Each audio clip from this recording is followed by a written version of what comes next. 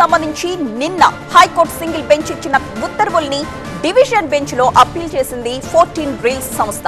Lunch motion కింద mention చేశారు 14 reels సంస్థ యాజమాన్యం. డివిజన్ బెంచ్ లో మధ్యాహ్నం 2:30 గంటలకు విచారణ జరగబోతోంది.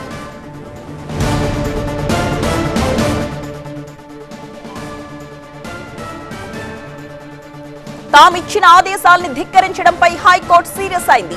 టికెట్ రేట్ల పెంపుపై హైకోర్టు చెప్పిన తరువాత కూడా జీవో రద్దు చేశామని చెప్పిన అధికారులు జీవో రద్దు చేసినట్లుగా హోంశాఖ ప్రిన్సిపల్ సెక్రటరీ కోర్టుకు కూడా తెలియజేశారు. కానీ బుక్ మై షోకి కూడా హైకోర్టు ఉత్తర్వులు అందించామని వివరణ ఇచ్చినప్పటికీ ఆన్లైన్ లో అమ్మకాలు ఎలా జరిగాయంటూ ప్రశ్నించింది హైకోర్టు. అప్పటికే షో టైం అయిపోయిందంటూ బుక్ మై షో నిర్వాహకులు వివరణించుకున్నారు.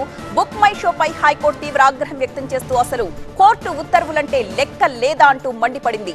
తాము వద్దు అన్న తరువాత కూడా బుకింగ్స్ ఓపెన్ చేయడం మీద హైకోర్టు ప్రశ్నలు లేవనెత్తింది. తమకు ఉత్తర్వులు అందే లోపే ప్రేక్షకులు టికెట్లు కొనుగోలు చేశారని చెప్పింది బుక్ మై షో యాజమాన్యం.